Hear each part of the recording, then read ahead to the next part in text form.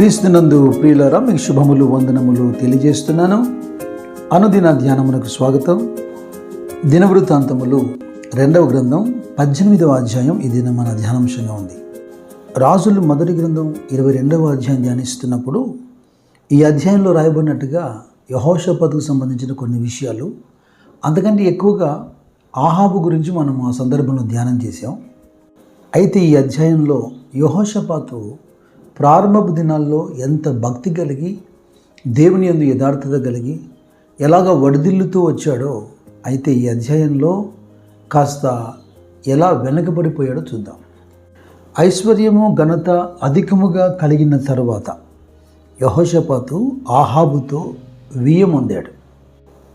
అనగా తన కుమారునికి ఆహాబు కుమార్తెను వివాహం చేసుకున్నాడు. సాధారణంగా ఆలోచిస్తే ఒక దేశపు రాజు కుమారుడు ఎవరిని వివాహం చేసుకోవాలి? మరొక దేశపు రాజు కుమార్తెనే కదా. అది సరితూగుతుంది. ఈ రోజుల్లో కూడా సంబంధాలు చూస్తున్నప్పుడు యువతల వైపున ఉద్యోగస్తులైతే అవతల వైపున తల్లిదండ్రులు ఉద్యోగస్తులా కాదా? లేదా మన కుమారుడు ఉద్యోగస్తుడైతే ఆ కుమార్తె ఉద్యోగస్తురాలా కాదా? మన వారికి ఆస్తిపాస్తులు ఉంటే వారికి ఏమైనా ఉన్నాయా లేదా? కాస్త అవిశ్వాసులైనా పర్వాలేదు, నామినల్ క్రిస్టియన్ అయినా పర్లేదు. కొంతమంది పెద్దలు మాట్లాడుతుంటారు, పర్వాలేదులేండి మాడతారు. తర్వాత దేవుని పిల్లలై ఉండి దేవుని వాక్యానికి వ్యతిరేకంగా మాట్లాడే ఏ పెద్దలైనా లక్ష్యం చేయొద్దంటున్నాను. కాస్త వృద్ధిలోకి వచ్చేంత వరకు ప్రతి అంశాన్ని ఆచితూచి దేవుని చిత్తమా కాదా అని ఎదురు చూస్తారు. కాస్త స్థిరపడిన తర్వాత తాము ఏం చేసినా అది దేవుని చిత్తమే అన్నట్టుగా ఫీల్ అవుతారు. ఇది కేవలం వియ్యమందులు మాత్రమే కాదు. రాజుల మొదటి గ్రంథం 22వ అధ్యాయంలో 44వ వచనం అంటుంది, యెహోషాపాతు ఇజ్రాయేలు రాజుతో సంధి చేసెను. అంటే ఒక ఒడంబడిక చేసుకుంటున్నాడు. రోషము గల దేవుడు మోషే ద్వారా హెచ్చరిక చేస్తూ నిర్గమకాండం 34వ అధ్యాయంలో ఎంత స్పష్టంగా అంటున్నాడు, మీరు ఇతర ప్రజలతో అంటే అన్య జనాంగంతో మీరు నిబంధన చేయకూడదు. వారి యొక్క బలి అర్పణకు మిమ్మల్ని పిలిచినప్పుడు మీరు వెళ్ళి వాళ్ళు అర్పించినది తినకూడదు. మరి ప్రాముఖ్యంగా నీవు నీ కుమారుల కొరకు వారి కుమార్తెలను పుచ్చుకొనకూడదు. దేవుని ధర్మశాస్త్రాన్ని లేదా ధర్మశాస్త్ర గ్రంథములోని విషయాల్ని ప్రజలకు బోధించడానికి లేవీలను, యాజకులను, పెద్దలను సమకూర్చి యూదా ప్రజలందరికీ వారి పట్టణాల్లో దేవుని వాక్యాన్ని ప్రచురం చేసింది యెహోషాపాతే కదా. గుర్తించండి, స్నేహం చేసినా ఆ స్నేహాన్ని వదులుకోవచ్చు, లేదా వ్యాపారం చేసినా పొరపాటున తిరిగి ఆ వ్యాపారం వద్దని మానుకోవచ్చు. కానీ వియ్యం పొందడం అనేది జీవితకాలము కొనసాగుతుంది. ఇక ఇష్టమున్నా లేకున్నా వాడితో సహవాసం తప్పదు. కొన్ని సంవత్సరాలు గతించిన తర్వాత వారిని చూడడానికి, దర్శించడానికి ఆహాబు దగ్గరికి యెహోషాపాతు వెళ్ళాడు. చూడండి, కీర్తనలు 1వ అధ్యాయం మొదటి 3 వచనాలు మనకేం నేర్పిస్తుంది?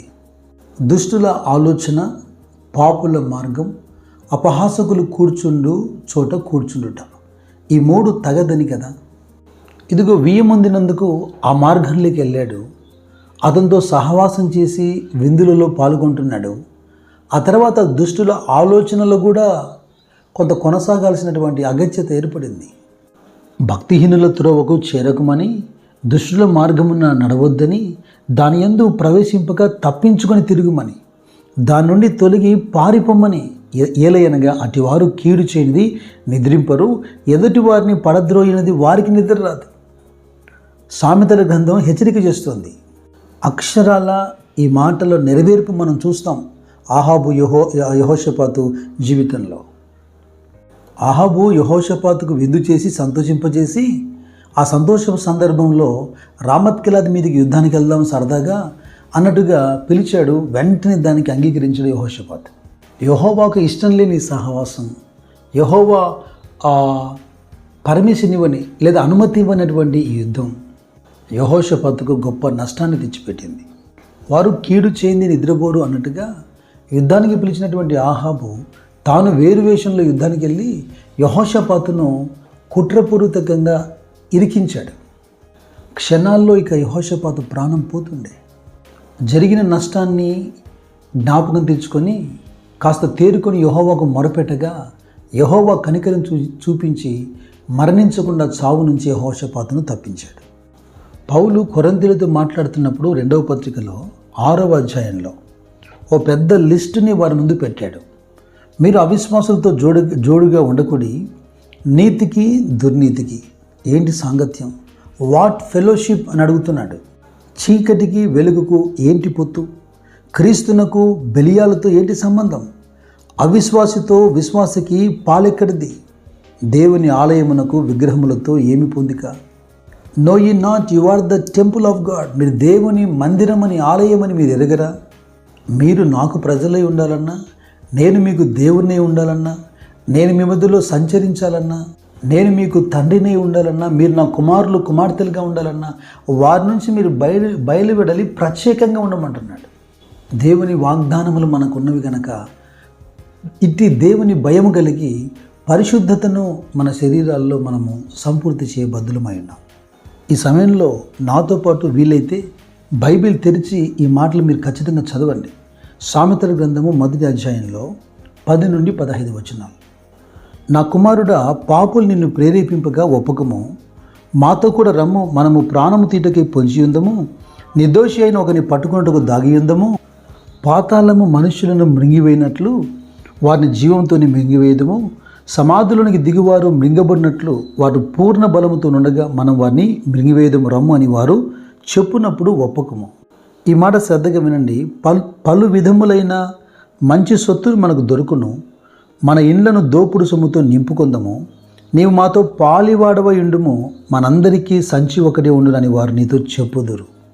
నా కుమారుడా, నీవు వారి మార్గమున పోకము, వారి త్రోవల యందు నడవకుండా నీ పాదము వెనుకకు తీసుకొను. దేవుడు అంటున్నాడు, ఇదంతయు వారు స్వనాశము కొరికే చేస్తున్నారని. ఇక ఈ పాఠం ముగింపులో మరొక కొసమెరుపు చెప్పాలి.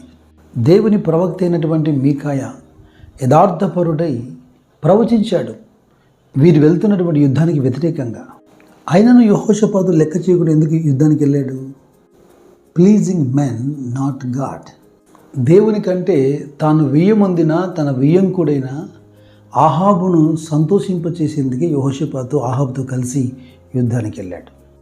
అపోస్తలుడైన పౌలు గలతీయులతో మాట్లాడుతూ 1వ అధ్యాయంలో 10వ వచనంలో అన్నట్టుగా, ఇప్పుడు నేను మనుషుల దయను సంపాదించుకొని చూచున్నానా, దేవుని దయను సంపాదించుకొని చూచున్నానా, నేను మనుషులను సంతోషపెట్టి కోరుచున్నానా, నేను ఇప్పటికీ మనుషులను సంతోషపెట్టి వాడినైతే క్రీస్తు దాసుడను కాకయే పోవుదును అని. మంచి ప్రారంభము మంచి ముగింపుగానే క్రీస్తు దినం వరకు కొనసాగున్నట్లుగా ప్రభు మెండైన కృప మీకు దయచేయునుగాక.